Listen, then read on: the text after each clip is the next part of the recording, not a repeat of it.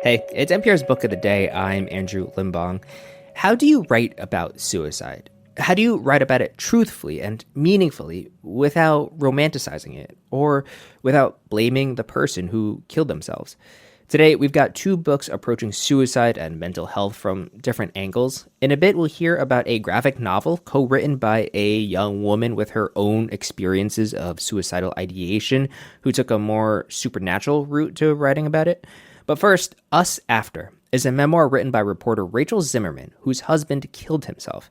And the book is about the rebuilding process that a family has to undergo after something like that happens. And she spoke with Here and Now's Robin Young about that day and about the cup of coffee she wishes she never got. That's ahead. This message comes from NPR sponsor BetterHelp.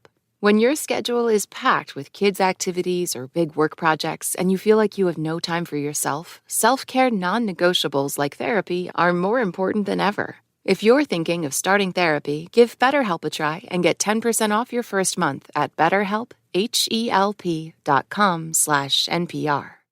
This message comes from Noom, using psychology and biology to build personal meal plans to fit your lifestyle, taking into account dietary restrictions, medical issues, and other personal needs. Sign up for your trial today at Noom.com. We have two disclosures before our next segment. First, the guest, Rachel Zimmerman, is known to us. A terrific reporter, she tackled tough topics for the Wall Street Journal, the Washington Post, and at our mothership, WBUR, where she'd chew like a dog with a bone on health reporting. But then there was one story she wanted to bury. She even called journalists and asked that they please not write it. It was the story of her husband, Seth, the accomplished MIT professor who wore shorts to class, was kind of the Willy Wonka of the robotics world. He played ultimate frisbee, any game that involved their two little girls, down in the sand for a drip castle. He kept a bottle of bubbles in the car. You never know when you'll need to blow bubbles. He was that guy. And then one day there was a knock at their door, a policeman there to tell Rachel Seth had taken his life. Now, that's the other disclosure. We're going to talk about Seth's suicide and what Rachel Zimmerman, this fierce reporter, learned about suicide after Seth died. So if you have troubling thoughts, that hotline number is 988. That's 988. Rachel Zimmerman's new memoir of love and suicide is Us After, part how to, part how not to, hard to read, impossible not to. And Rachel joins us in the studio. Oh, so good to see you. Robin, thank you so much for having me. It has been 10 years. Mind-blowing. Yeah, but also still difficult. That's right. It really never ends. I mean, obviously, the acute grief fades and evolves, but, you know, my younger kid is graduating from high school, and I'm just thinking, God, I wish her father was here. Yeah. He was a dreamer, and he loved to teach. He loved his students. He adored our girls. Yeah. And that's why this was just so incomprehensible. Incomprehensible.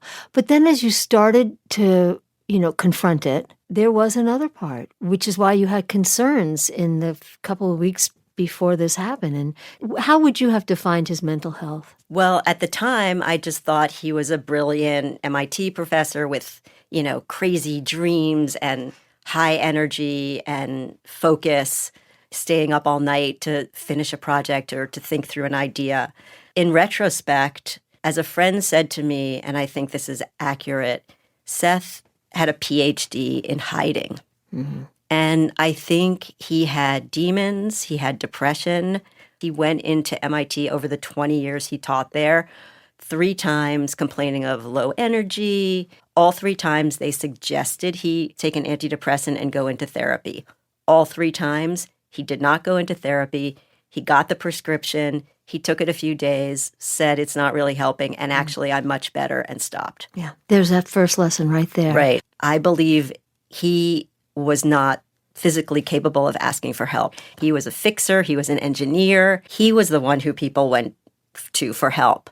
And so in those last days, I think it was a confluence of very unfortunate events going on that were the trigger. He was part of a huge international robotics competition. And I kept saying, you've got tenure at MIT. Like, it doesn't really matter if you win this. And he would look at me like I was insane. Through his life, he had tinnitus, which is a ringing in the ear.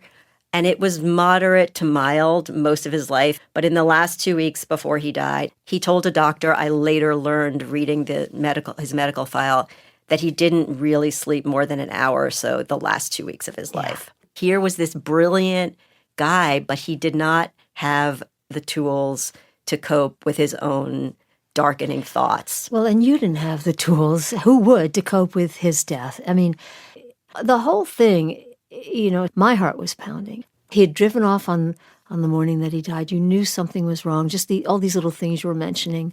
He had seen a psychiatrist the day before he died. He had never seen this woman before. She put him on a medication to help him sleep. They had an appointment for later in the week. And all I was to do on that Tuesday morning was bike with my kids to camp. He said, I will be sitting here reading the New York Times till you come back. I biked with them to school. I stopped on the way home for a coffee. I will regret that coffee forever.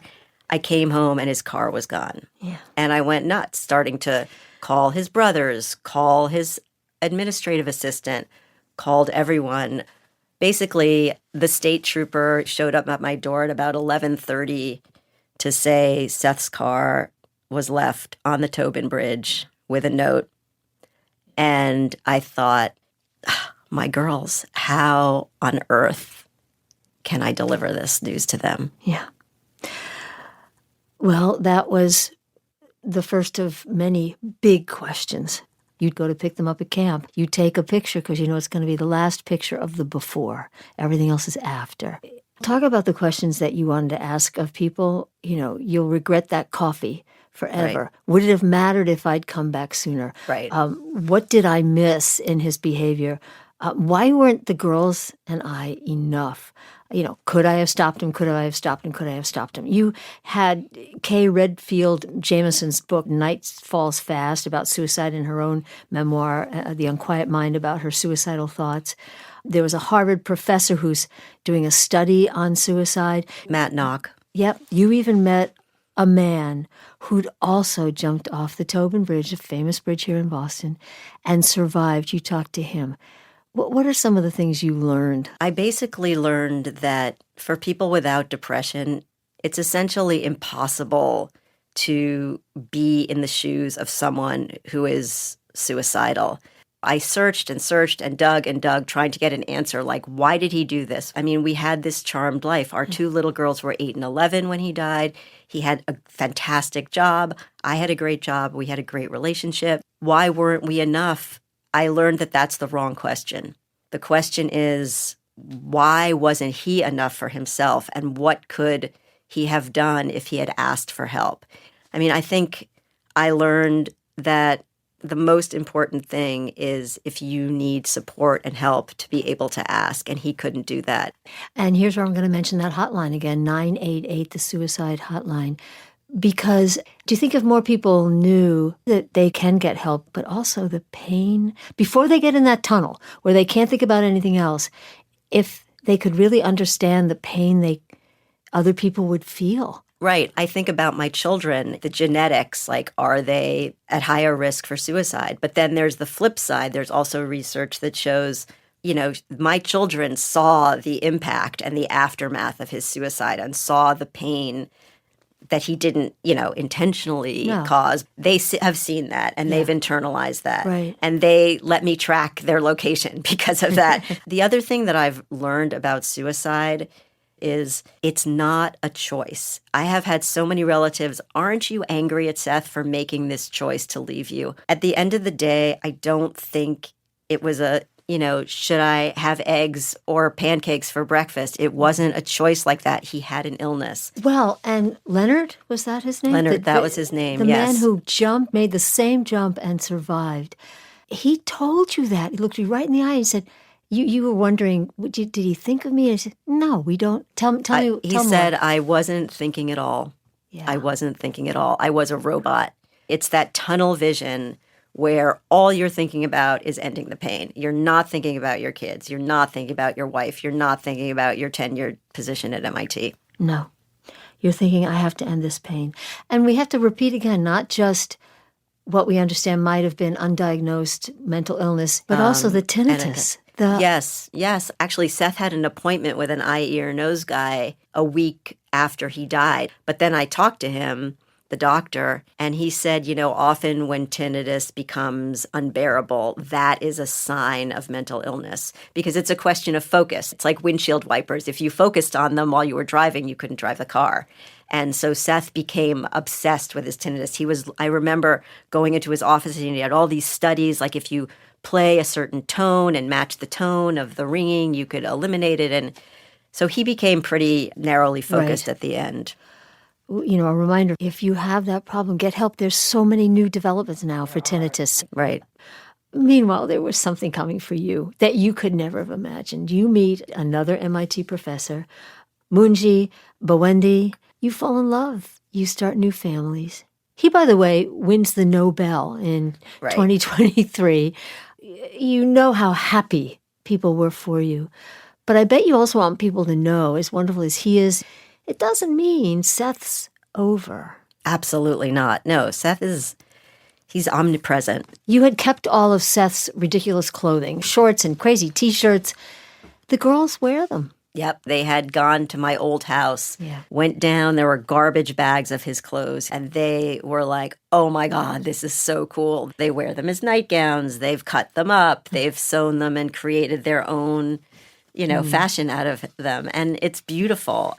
He still lives. A day or two after Seth died, my older daughter said to me, are we ever going to be happy again? And I said yes, but I completely didn't believe it. Like I just projected destruction and doom. And it turns out that didn't happen. And just in terms of the Nobel, even that incredible gift had its bittersweet tinge. I mean, my younger daughter said, it's amazing that Munji won this incredible prize, but we wouldn't be involved if Dad hadn't died. So it's just everything's tinged with complexity. Yeah. He was an amazing person. Well, thank you for sharing him with us. Thank you, Robin. Rachel Zimmerman, her book is Us, After, a memoir of love and suicide. This message comes from Capital One, offering commercial solutions you can bank on. Now more than ever, your business faces unique challenges and opportunities. That's why Capital One offers a comprehensive suite of financial services, all tailored to your short and long-term goals. Backed by the strength and stability of a top 10 commercial bank, their dedicated experts work with you to build lasting success. Explore the possibilities at CapitalOne.com/commercial, a member FDIC.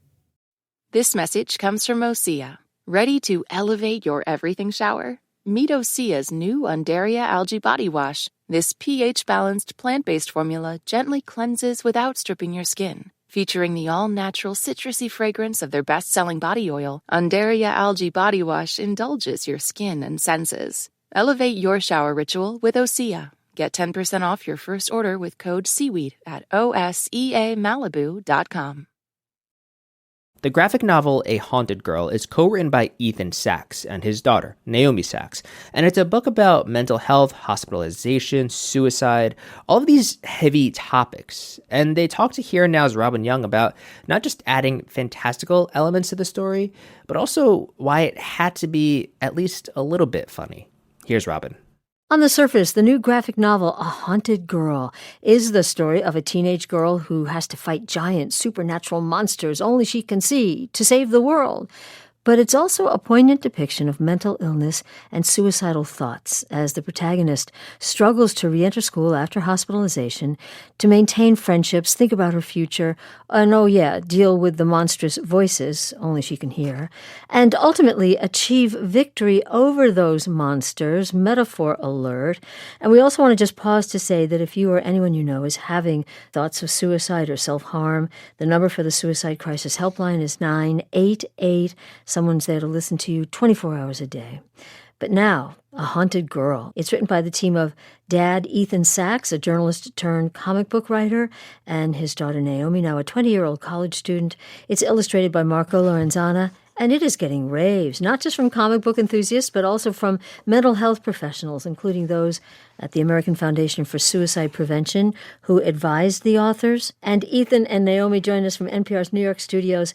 Naomi, welcome. Thank you so much for having us. And Ethan, welcome to you as well. Thank you very much. And so let's just cut right to the chase. Naomi, this young woman, she is haunted by these voices, by these monsters and monstrous thoughts. She goes back to school after hospitalization, and she can hear kids in the hall talk about her. Is that you?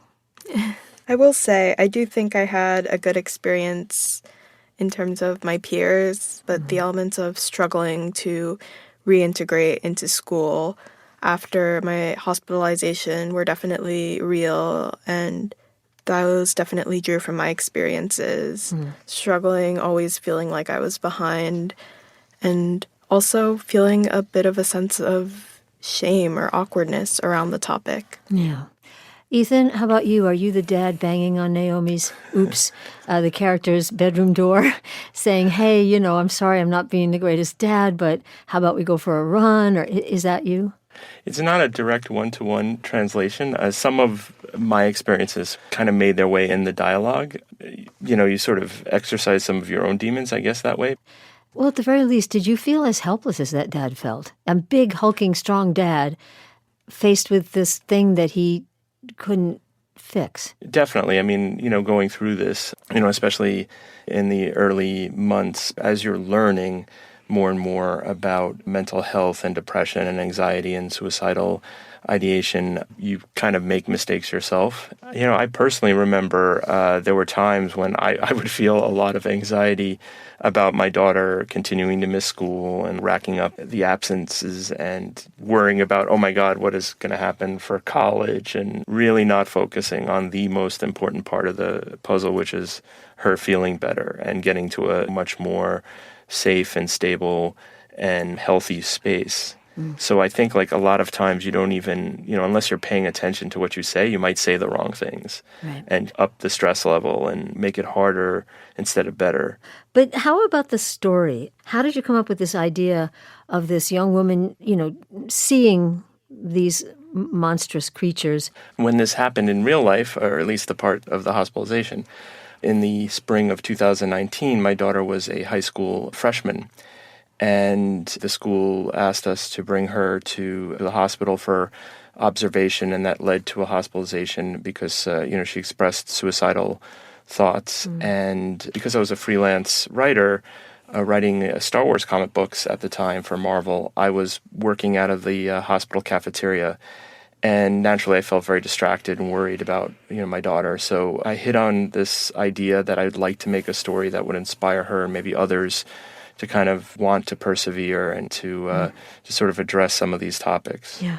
I tapped my friend, artist Mark Lorenzana, and about a year and a half ago, I was able to approach my daughter, who had come a long way with therapy, with medication, with personal growth, and ask her if she wanted to join me in doing this, because she would give it a level of authenticity and perspective that I lack. And Naomi, tell us about that. What were some of the things you added? There are scenes of school refusal, kids who can't go to school. There's therapy sessions. What did you want to get across? I really wanted to get into Cleo's mind and I guess just show the therapy scenes, the school hallway scenes, everything that felt very teenager-ish, very high school-ish, and the process of Cleo working through her demons, metaphorically, and the awkwardness and the anxiety of school, and yet her still persevering. Well, high school, oh my God, I'd not go back there. It can be so hard anyway, and then when your character, and maybe you, are also kind of keeping the secret that, does anyone else see that thing out the window I see? Right? Was that you? And that's got to be horrible. I don't think that part was as much me. I think that was more so for the supernatural element. But I definitely did feel like the awkwardness, even if it was from just not doing the homework, even if people weren't actually looking at me. It felt like everyone was looking at me and judging me a lot of the time. Even if there was no real basis for that, it felt like there was this idea of what a student should be: on time, doing schoolwork, coming into class every day on time.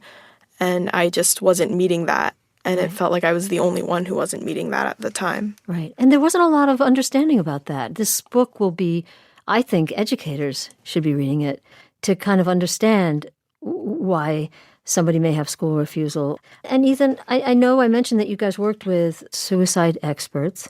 And again, there's a number, 988, if anyone is feeling those feelings. But we see these phantasmagoric scenes. We use the phrase all the time about fighting our demons. These are the demons, splayed across the page. Did you ever worry that you would maybe romanticize it or something? I mean, talk about that. So one of the reasons that we opted for this sort of fantastical supernatural horror was to give it a cushion, a layer of protectiveness from these very real life, very difficult and potentially triggering themes that we were addressing. So we after consulting with experts, we kind of felt like by doing it this way, it protects the reader because it isn't a direct representation of exactly what they're going through. They can recognize and empathize with the hero, but we're giving them a little bit of a protective layer. And, it feels like we're not giving away the ending too much, but Naomi, you come off pretty empowered at the end. Yeah, I mean, that's definitely the goal. It's not like things are perfect in the end. She's still struggling. She still misses school some days, but she's surviving just one day after the other. And I guess one of the many goals of this comic was just to show one way to get from struggling and hospitalization and being in a really dark place to somewhat okay. Mm-hmm. And so finding you're okay is the number one thing. And you are not alone in finding that. And we have to note, it's funny in parts. I mean, I love the scene where Cleo's being hoisted into the air by the giant phantasmagoric ghost. And I think the character on the ground looking up, I think it's her therapist, says, I don't think that's going to be covered by your health insurance plan. I do think that it was important to me to make the therapist kind of a bit funnier. I think there's an image, a stereotype, I guess, of therapists being like, white coat, glasses, very cold, just nodding and writing things down. And how does that make you feel? And there's nothing wrong with that. It works very well for some people. But I do think that it can also be a little bit intimidating. And my therapist is very different. She's very funny. We laugh a lot. I do remember one time my dad thought I was missing my therapy session because he heard me laughing. And I guess the idea of laughter in therapy was just weird to him. So I guess I just wanted to show a warm therapist character who's, not afraid to joke, not afraid to break the kind of stereotype of what a therapist should be. Well, props to your therapist right there.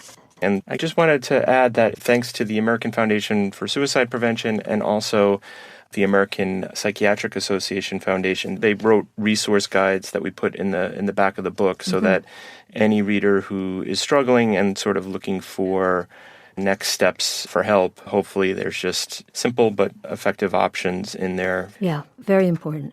That's Ethan and Naomi Sacks, the father-daughter team behind the new graphic novel, A Haunted Girl, which tells a tale based on the one that they lived. It was illustrated by Marco Lorenzana. Ethan, Naomi, thank you so much. Thank you for having us. Thank you. That's it for this week on NPR's Book of the Day. Let us know what you think. You can write to us at bookoftheday@npr.org. I'm Andrew Limbong. The podcast is produced by Isabella Gomez Sarmiento and edited by Megan Sullivan. Our founding editor is Petra Mayer. The show elements for this week were produced and edited by Emiko Tamagawa, Mark Navin, Julia Ritchie, Samantha Balaban, Ed McNulty, Elena Torek, Dee Pravaz, Karen Miller-Metzen, and Todd Munt. Beth Donovan is our managing editor. Thanks for listening.